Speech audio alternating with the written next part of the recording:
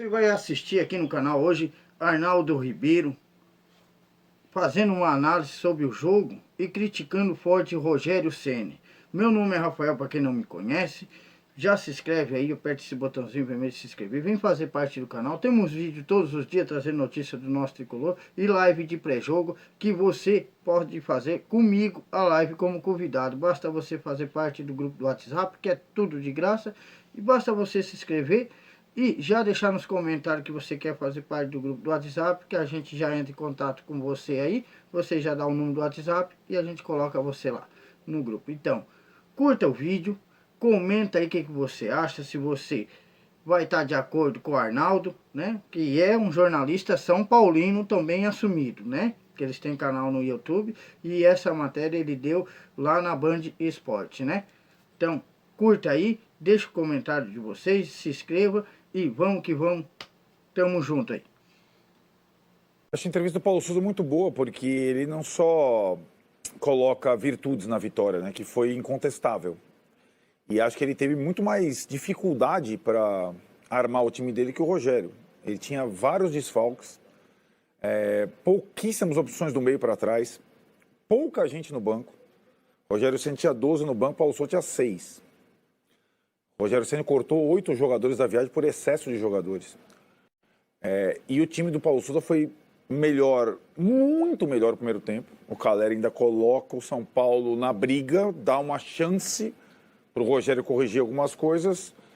De fato, o Rogério faz uma alteração que melhora um pouco o time e equilibra as coisas no segundo tempo, mas aí o Paulo Souza vai bem de novo. Quando ele, pelo meio, já não conseguia mais ter a supremacia que tinha e coloca 2 jogadores frescos pelos lados. Ele ganha o jogo pelos lados, o Rogério demora a responder. Quando ele responde, já está 3-1. Então o Paulo Souza foi muito bem durante e no pós, porque o Paulo Souza vem apanhando bastante, ele não tem o respaldo que o Rogério Ceni tem no clube dele.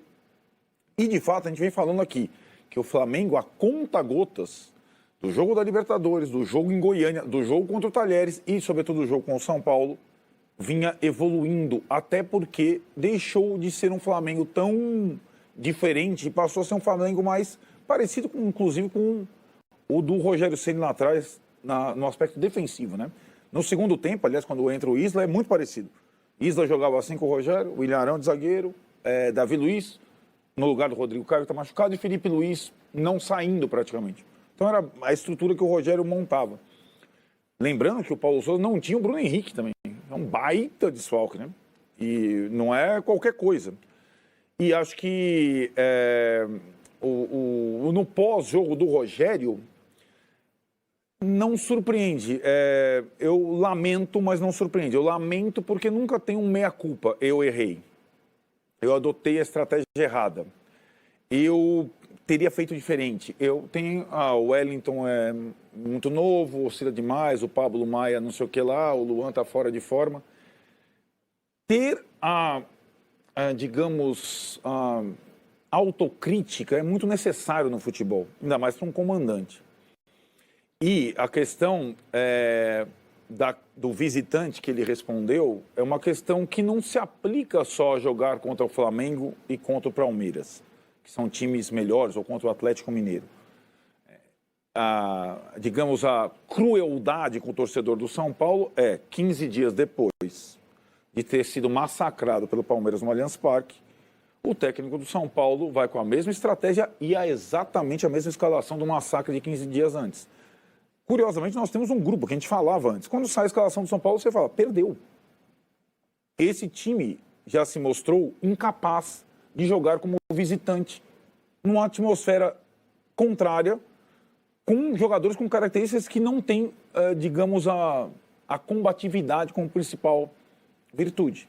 O São Paulo só não tomou o mesmo vareio no placar que tomou no Allianz Parque, por quê? Alguns fatores. O Jandrei pegou algumas bolas difíceis, o Calera tirou um gol da cartola e tinha alguma torcida do São Paulo, aliás, em belo número lá no Maracanã, coisa que não existia no Allianz Parque. O resto, o enredo foi idêntico. Só que a questão de visitante do Rogério não é contra Palmeiras ou contra Flamengo ou contra Atlético Mineiro. A questão do Rogério, os números estão aí, é uma coisa cristalina. O São Paulo do Rogério é bipolar.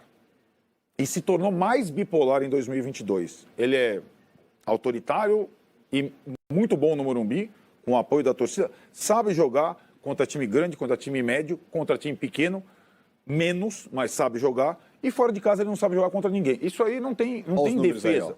Isso não tem defesa. São certo? Paulo em casa ainda chegaram assim, são 13 vitórias, 4 empates e só 2 derrotas. Fora de casa, 6 vitórias, 2 empates e 8 derrotas. 75% em casa e 41% fora. Eu vou até relativizar o 41% fora, porque dessas 6 vitórias fora de casa, eu enumero para você. Ele falou vitórias no Paulista, contra a Água Santa no último minuto, Caleri. Contra a Ponte Preta no último minuto, Caleri. Contra o Mirassol, 3-0. Ayacucho, 42 minutos, gol de pênalti. 4 vitórias. Mirassol, sim, 3-0. E Santos sem técnico. Santos sem técnico, boa vitória. A única vitória do Rogério como visitante na temporada passada foi contra o Palmeiras, reserva do Abel, aquele jogo que deu aquele buchicho no Allianz Parque. Ele não perdeu do Palmeiras e do Flamengo, ele perdeu para o Bahia rebaixado, para o Grêmio rebaixado, para o Bragantino 2 vezes. Ele não consegue armar o time fora de casa, está claro isso, ponto. Está claro. Ele tem esses números para olhar para a cara, olhar para o espelho e refletir sobre isso. O time do São Paulo, fora de casa, é uma das presas mais fáceis do campeonato. E não é por culpa do elenco. Porque o elenco do São Paulo oferece a ele inúmeras opções.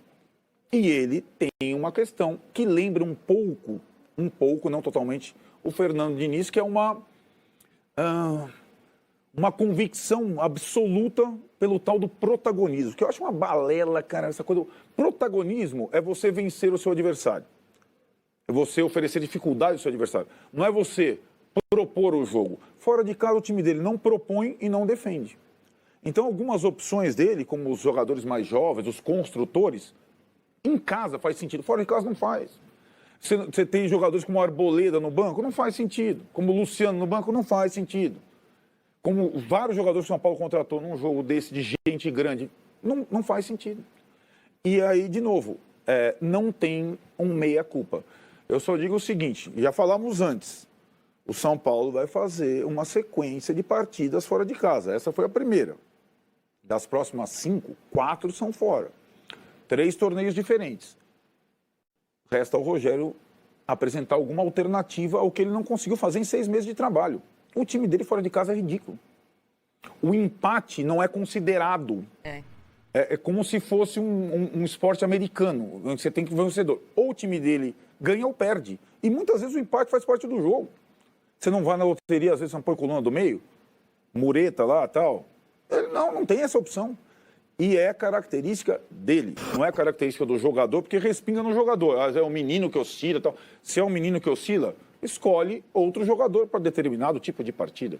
Se é o fulano que oscila, porque o time dele, esse time que perdeu do Flamengo e do Palmeiras, foi surrado, tem jogador jovem e tem jogador experiente. Tem o Éder, por exemplo, né, que é experiente, tem vários jogadores. Não tem só jogador jovem no time dele.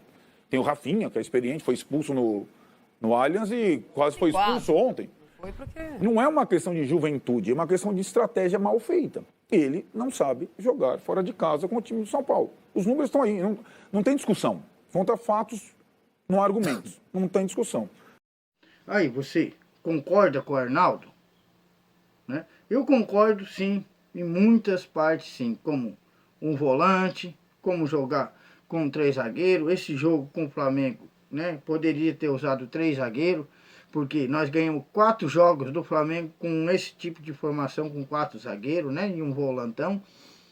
Poderia ter usado, né, essa arma que nós temos, né, mas esperemos, né, que o Rogério vai abrindo um pouco a mente, e peças tem aí para movimentar. Não é um brilhante time, mas tem, né, temos peças. E o que nós tínhamos para hoje está aí. Se inscreve. Só tenho a agradecer 18 inscritos que já se inscreveram aí no canal de ontem para cá, né? Então, venho agradecer a todos que vêm se inscrevendo. E muito obrigado. Tamo junto e é nóis.